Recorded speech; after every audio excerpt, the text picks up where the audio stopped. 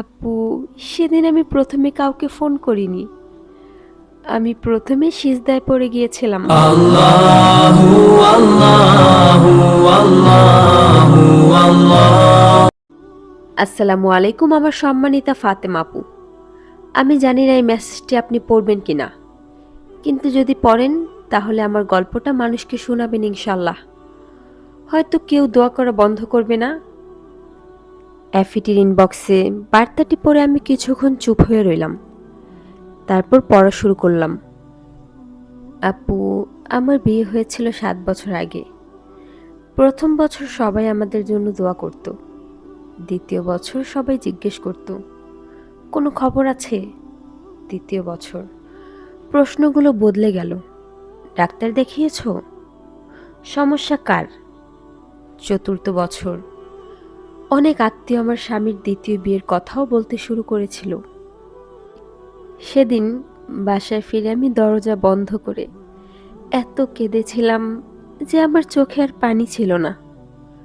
আমি শুধু 2 রাকাত নামাজ পড়লাম আর সিজদায় বললাম, হে আমার আল্লাহ, যদি আমার কপালে সন্তান নাও থাকে তবু আমার হৃদয় থেকে আপনার উপর অভিযোগ তুলে নিন। আমি শুধু আপনাকে হারাতে চাই না।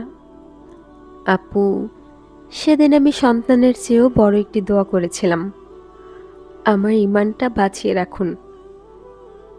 তারপর জীবন চলতে থাকলো।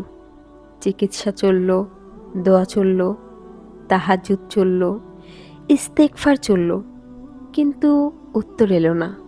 1 মাস, 1 বছর, 2 বছর, না, পুরো 7 বছর। তারপর একদিন ফজরের নামাজের পর আমার ফোন বেজে উঠল। ডাক্তারের রিপোর্ট এসে গিয়েছে। রিপোর্টটা হাতে নিয়ে আমি কাঁপছিলাম। আর ডাক্তার শুধু একটি কথাই বললেন, অভিনন্দন। আপু, সেদিন আমি প্রথমে কাউকে ফোন করিনি। আমি প্রথমে সিজদায় পড়ে গিয়েছিলাম,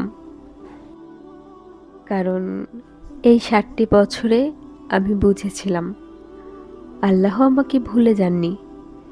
তিনি শুধু আমাকে অপেক্ষা করতে শিখিয়েছিলেন।